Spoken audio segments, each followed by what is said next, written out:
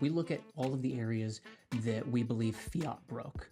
And these are areas that require hard work and real long-term investment. This is food, this is education, this is health and wellness, this is city infrastructure. These are areas where you make large investments and you have to do the hard work, but you might not see the results for years, if not decades. The game theory suggests that the longer the business lasts, the more Bitcoin you'll have. And so if we do think of this as a Bitcoin maximization function, right, you want to last as long as possible, and you'll be able to accumulate as much Bitcoin as you can that you can then reallocate into growing the team.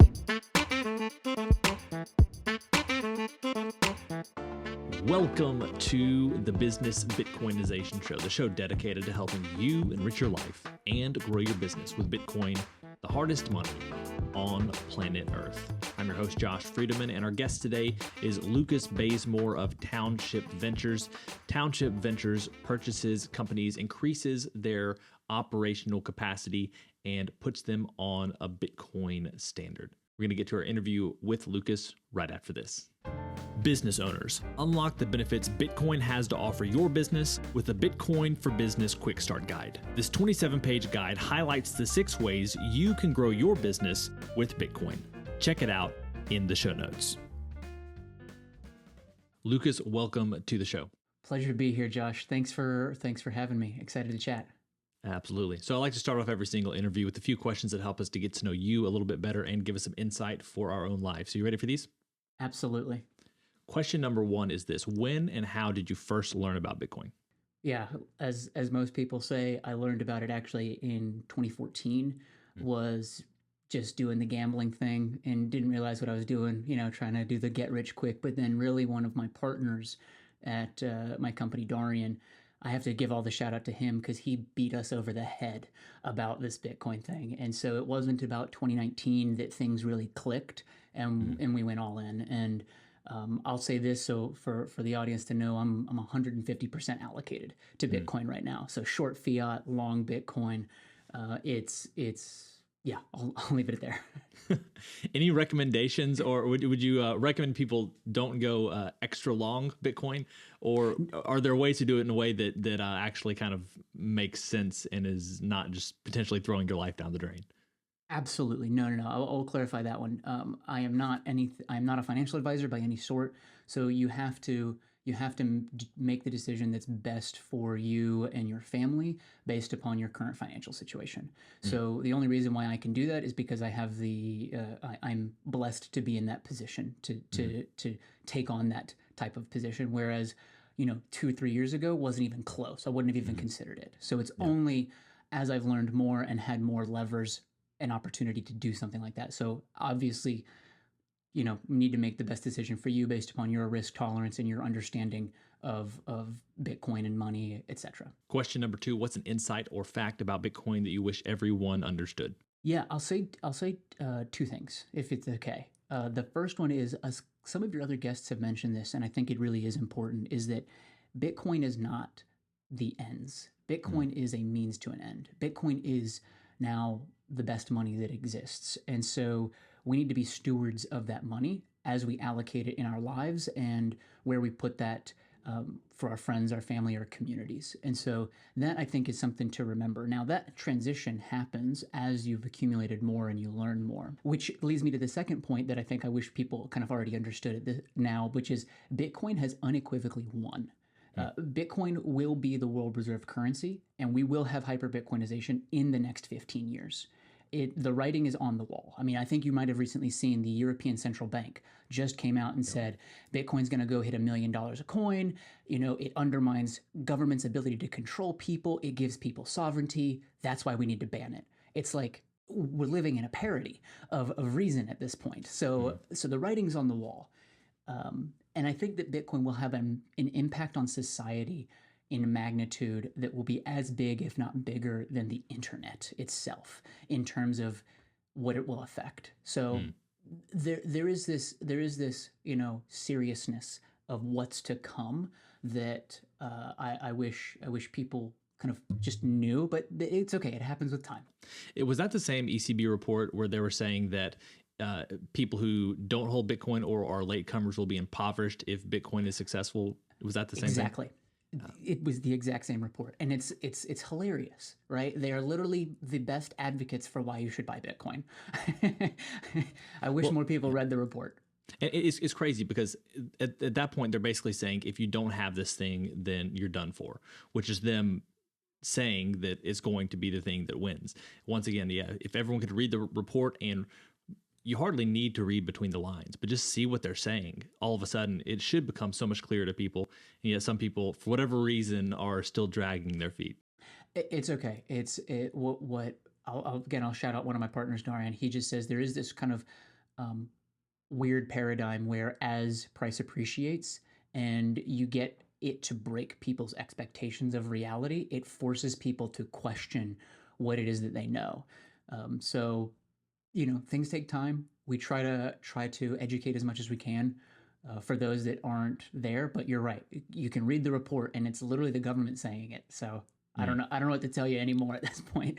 Sure, sure. So, question number 3 is, what is a Bitcoin resource that you recommend to other people? I really like video content. I will say I've listened to a lot of Matthew Kratter Hmm. with Bitcoin University. I think he's got basically a video on every single topic when it comes to the fundamentals of Bitcoin. So I would personally recommend really getting an understanding of the fundamentals because it is something that has never existed before and really does break the paradigms of things that you've known. So you kind of have to study it from first principles. And I think he does a really good job. So I Yeah. tend to send people there. I recommend him all the time, especially to people who are skeptical and think that, maybe on a YouTube comment, they'll, throw in some jab and try to undermine Bitcoin. It's just like, hey, go take a look at this guy. I could send them to specific videos because he addresses almost every question that people have connected to FUD.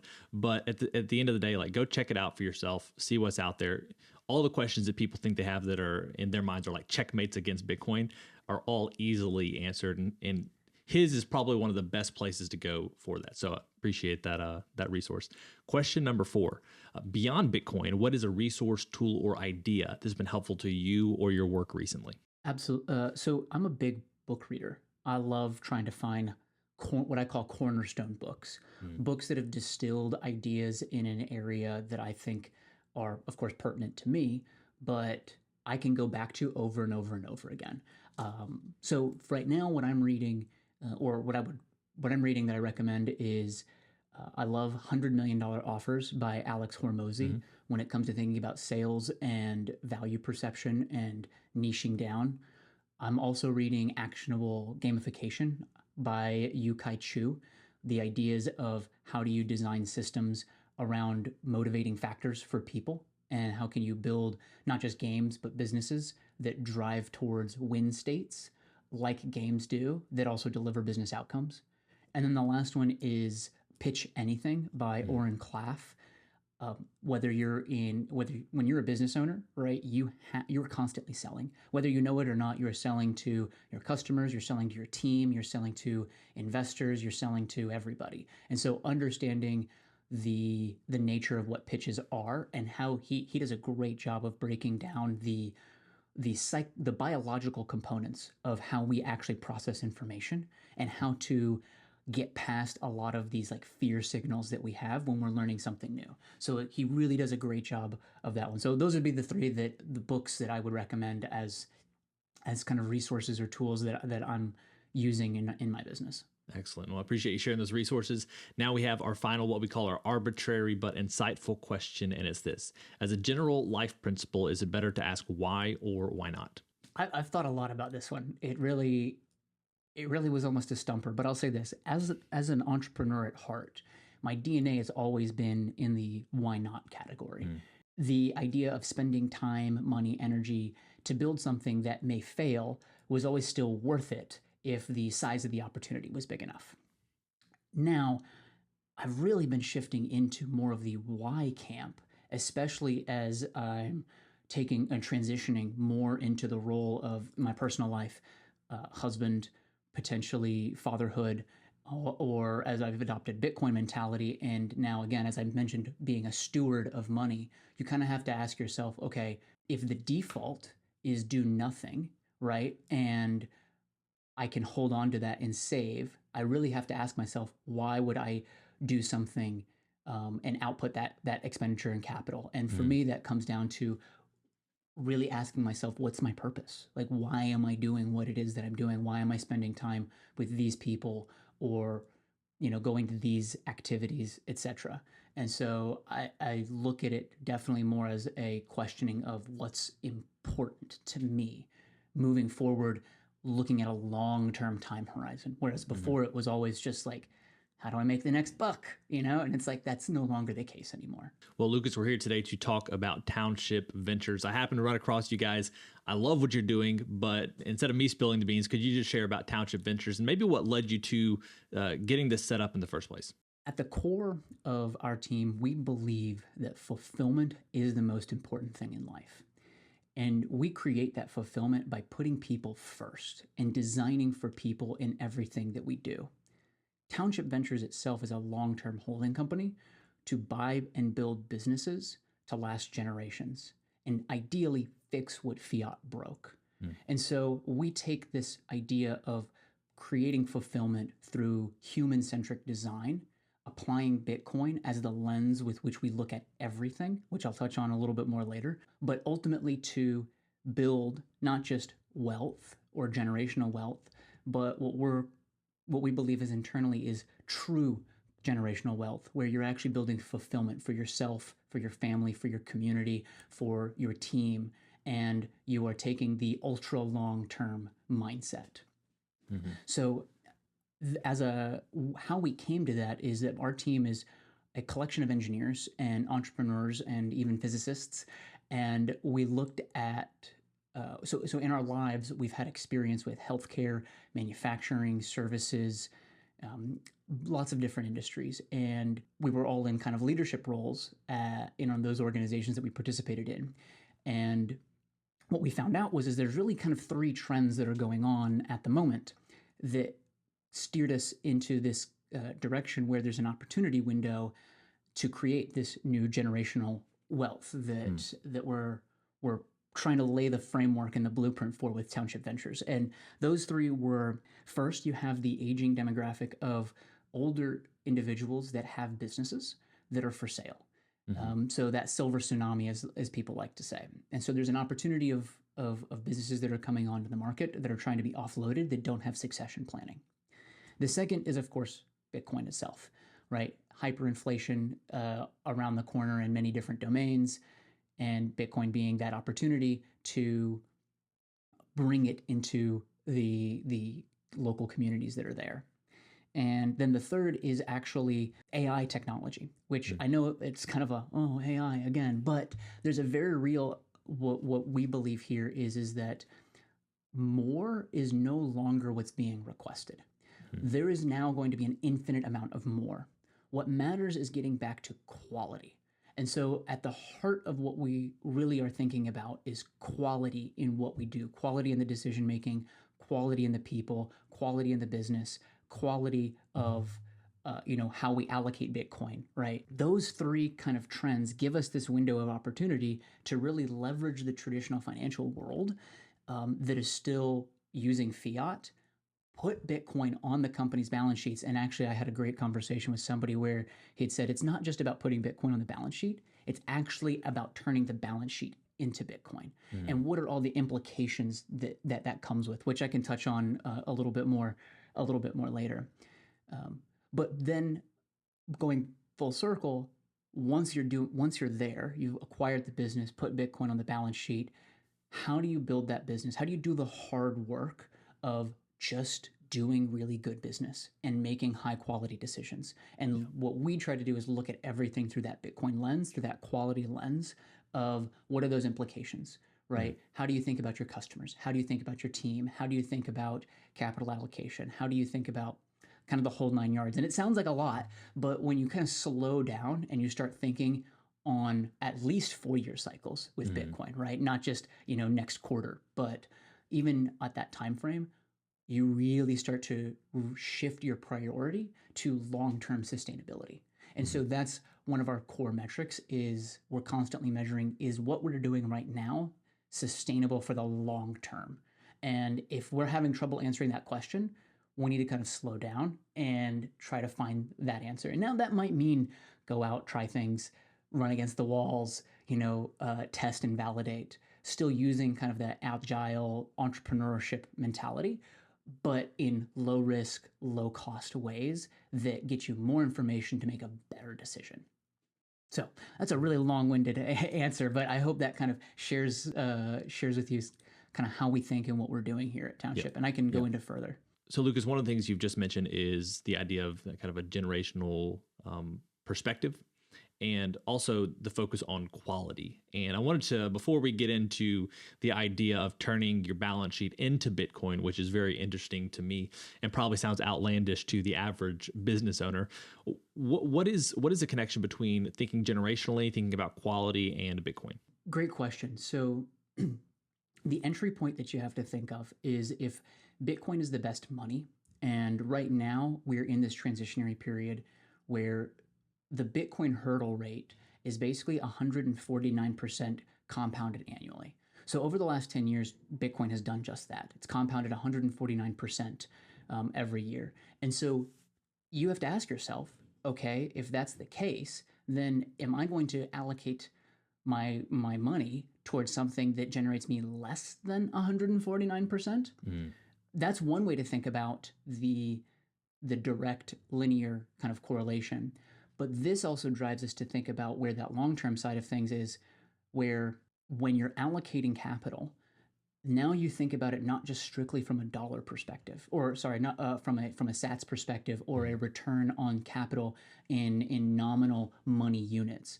We actually get back towards a world where you're thinking about aesthetics, about the longevity of your team, about the quality of your customers. How long can this last? So I'll start with saying you have the hurdle rate that forces you to reconsider your decision making.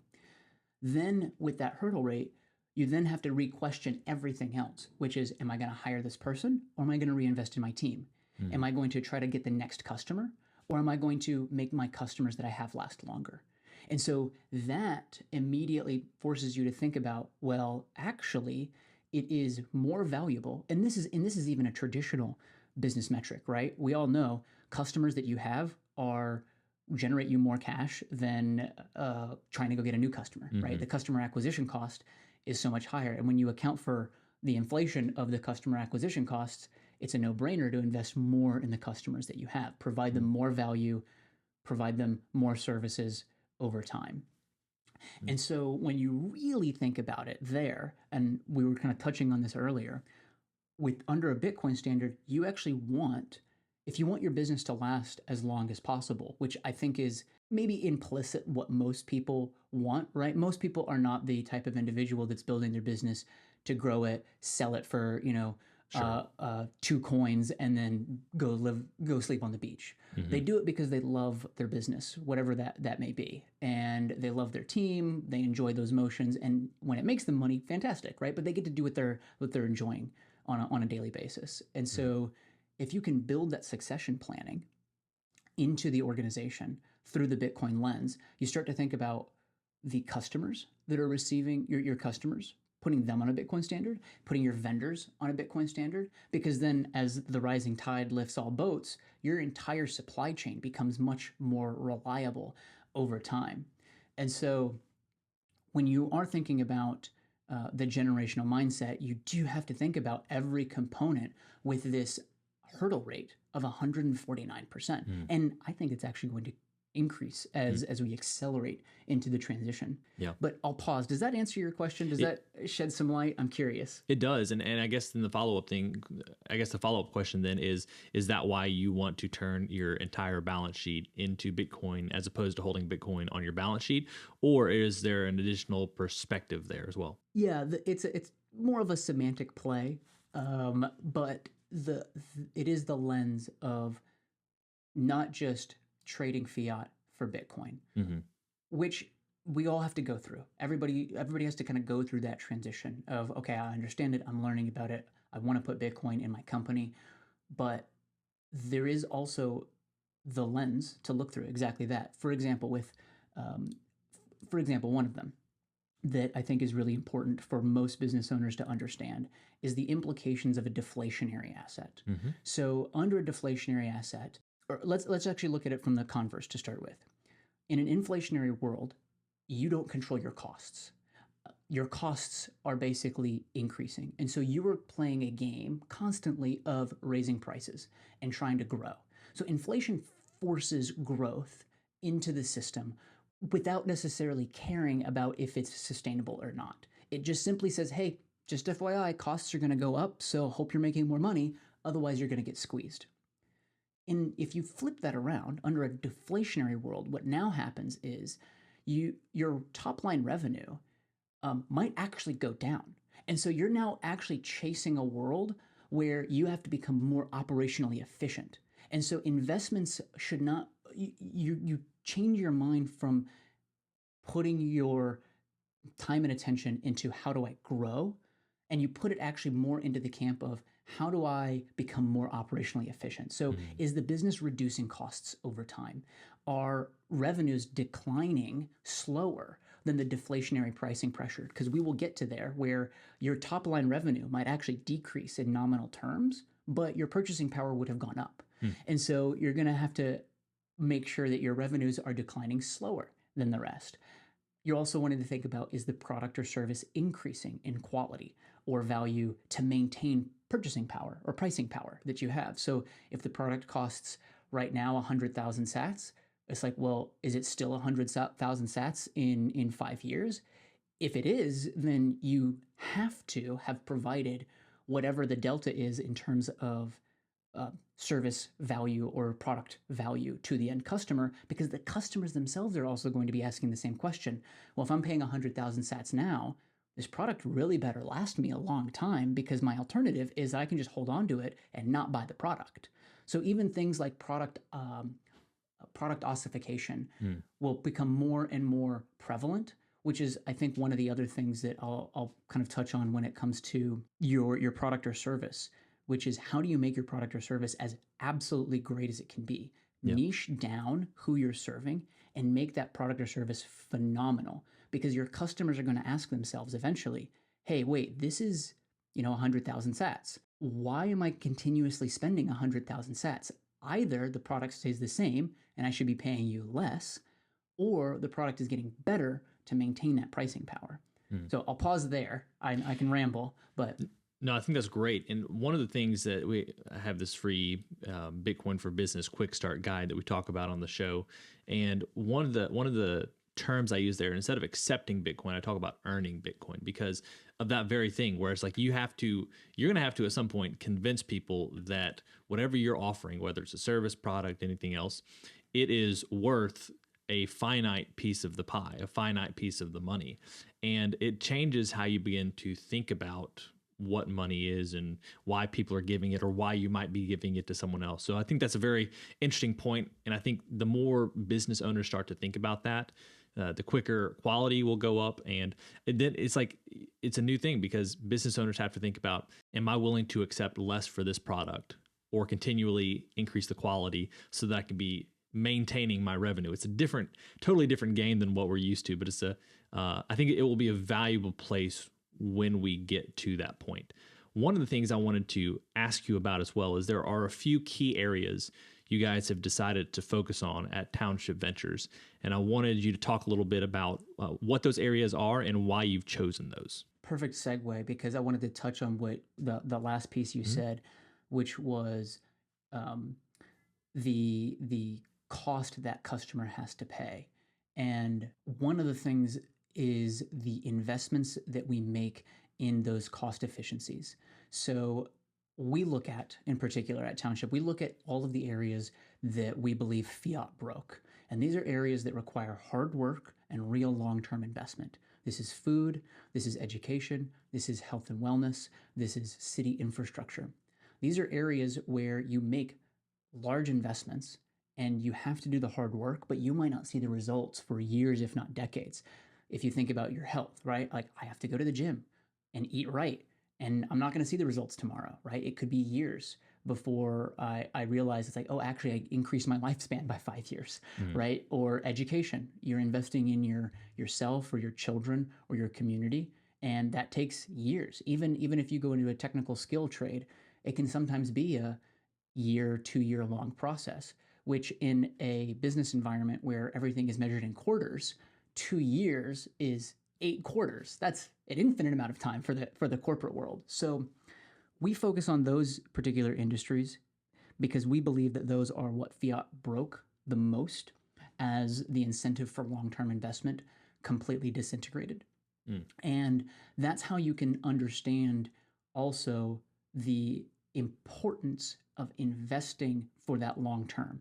We right now, for example, in the United States, I think our infrastructure report card was like a D, and now I think it's like, then it was a C, maybe it's a B minus now. But there are estimated trillions of dollars in water infrastructure, in levees, in dams, in bridges, in all sorts of areas that cities have just ignored completely because their budgets are going towards other things that deliver them short-term benefits.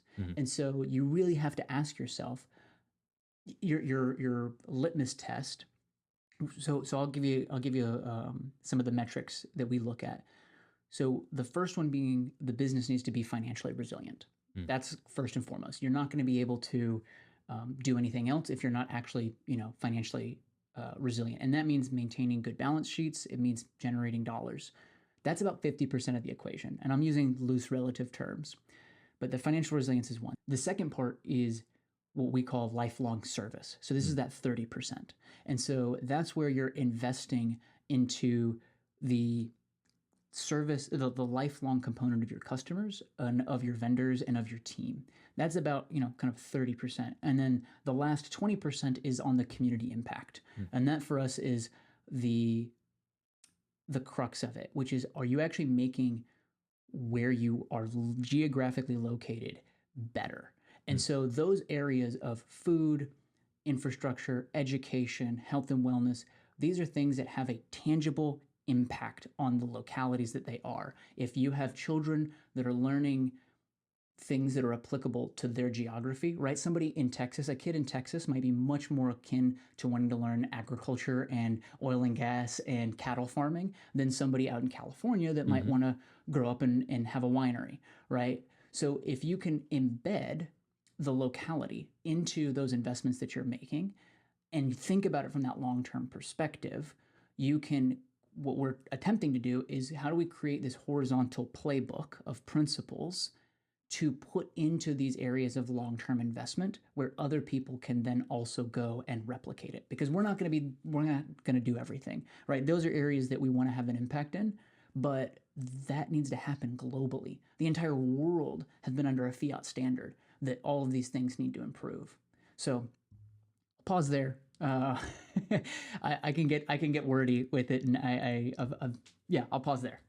So I want to ask in just a moment about maybe how things might change in order to once you purchase a business or become the majority owner of a business, how you kind of maybe would redirect some things so that it aligns more with that long-term quality approach that you've just described. But maybe even before that, it's like the precursor is, what does it look like for a business owner who might be listening to this right now, or someone listening to this, they have a friend who owns a business who might look to sell it. What would it look like, I guess, theoretically, for Township to partner with that business and to purchase the majority share of that business? Perfect. So the two questions being, one, what does it look like to actually do the acquisition from a Township perspective? And then two, what are you actually doing in the business? So and I think like what would you change, or do you want to buy businesses such that you don't need to change all that much along the way? Because you don't want to just totally change something that's maybe a foundational part of the community. I'm just kind of interested to know how you would navigate that to make sure that that long-term quality perspective is really a foundational element of the business, assuming that it's not already. The way that Township works right now is as a long-term holding company. Right now, we are what's called in the private equity world, we're what's called an independent sponsor. So we are not raising a fund at the moment.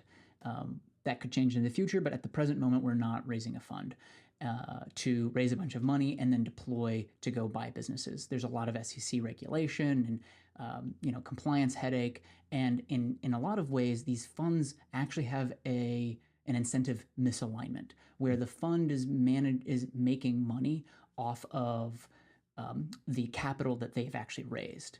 Whereas what we're doing is, as an independent sponsor, we are using our own capital from LPs, other Bitcoiners, and also the traditional TradFi world in order to acquire these businesses. So there are hundreds of billions of dollars of infrastructure set up for the traditional M&A activity that takes place to leverage into buying businesses, whether it's through the SBA or senior banks or mezzanine debt, that all exists. So the lion's share of our acquisition can come from a traditional institution. That can allow us to acquire the business, along with the equity that we're going to be putting in to do the acquisition.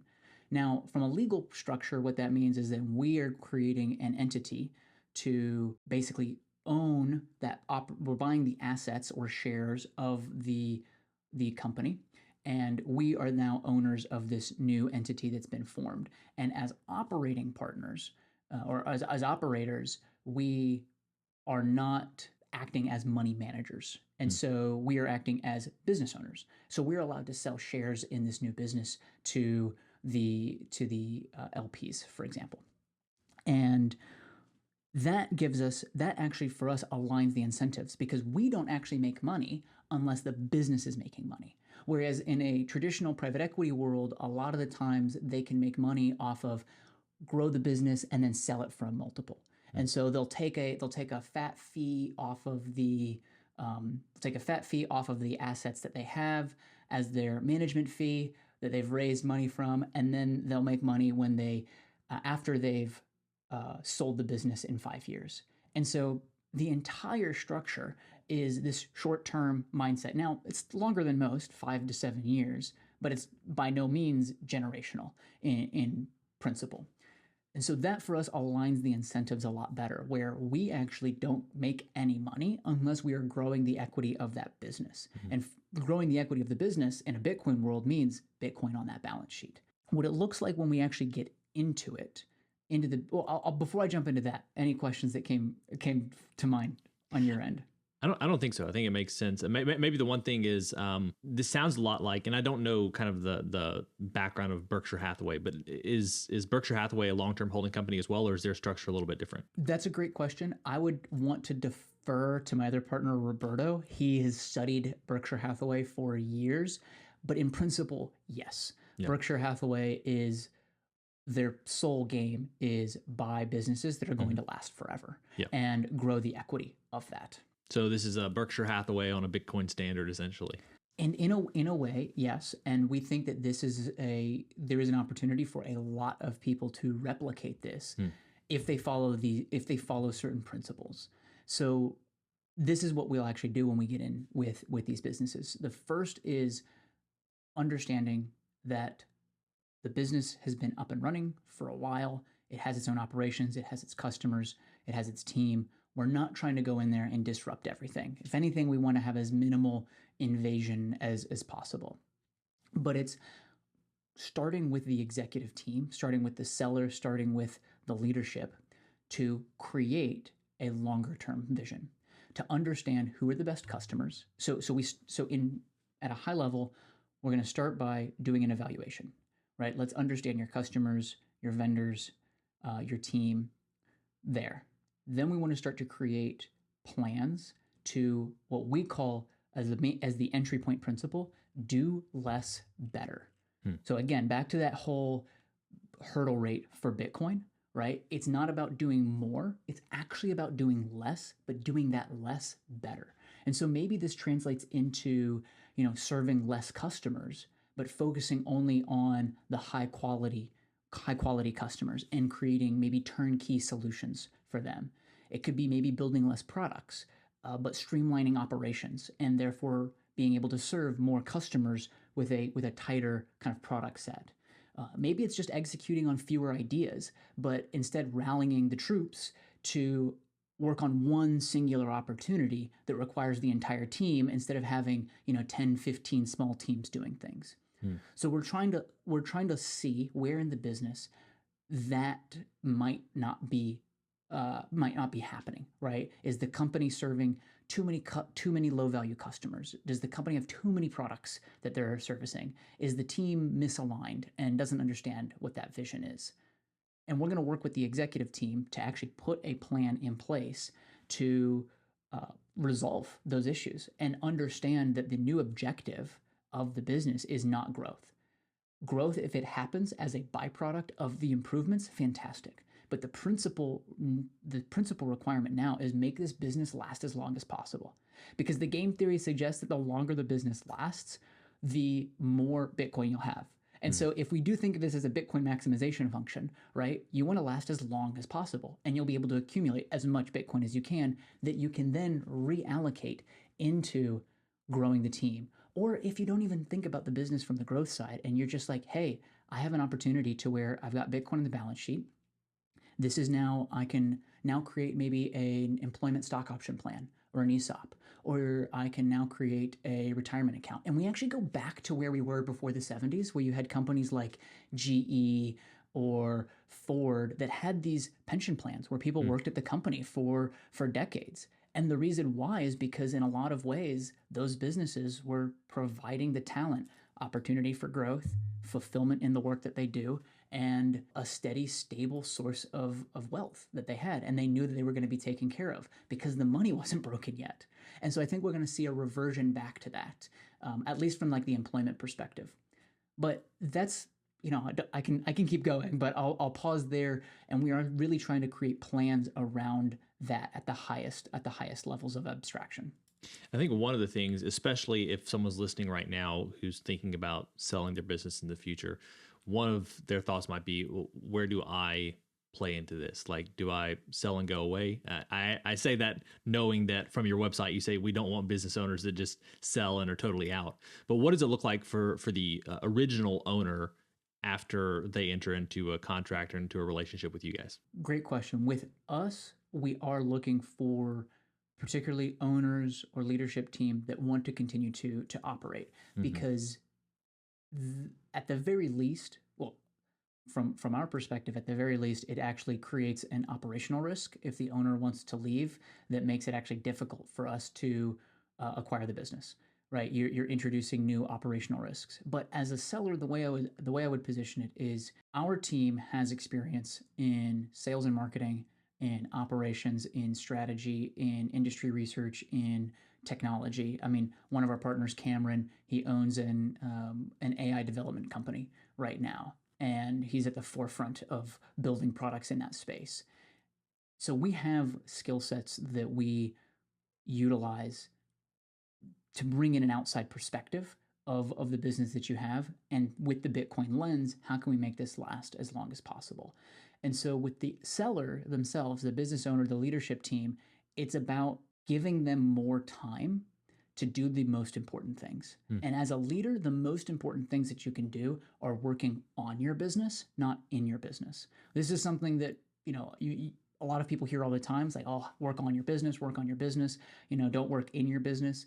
And it's so true, but it's so easy to get caught in that trap. And so the way we look at it is, how can we enable, by bringing more resources or different ways of thinking, to give the leadership team that has the expertise in their business, they have the expertise on the customers and the product lines and their industry as a whole, and give them the right incentives, give them the right space, and give them the right kind of structure and alignment together to create something that lasts as long as possible. And so if you're an individual that doesn't care about your team, just wants to make money, and then, go sit on the beach, it's like, at a core value perspective, we're not gonna be in alignment, because that's probably gonna bleed down into other things that exist, your product or your customers or your team. They're gonna feel that same feeling. But if you do love your business, you love your customers, you love your product, but you're not quite sure like what you want to do next, or there's this growth that could be there, or you want to make it last and pass it down to the next generation or to your employees,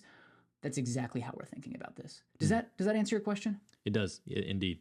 So I feel like we have probably another interview in our future once you guys are even further down the line, what you've learned, what's working well, et cetera, et cetera. Maybe for today, we can just go ahead and finish up here, though.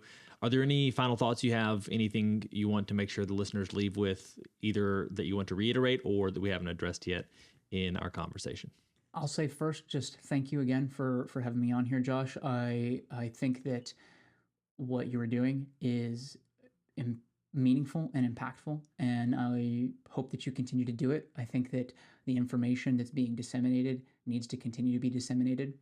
And the last final thought is, as a business owner, it is much too easy to get caught up in the more. Mm-hmm. And it really is taking a step back and re-looking at things from the expectation that if you've got Bitcoin, you will be phenomenally set.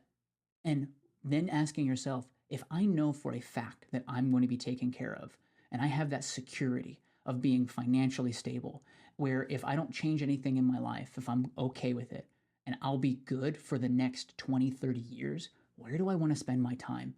Where do I want to put that time and energy? And really ask yourself that question. What is important and valuable to you? And go spend your time doing that. And where can people go to find out more about Township Ventures if what you've shared today has piqued people's interest? You can go to township.ventures. So it's not townshipventures.com, it is township.ventures. And that's where you can find our website.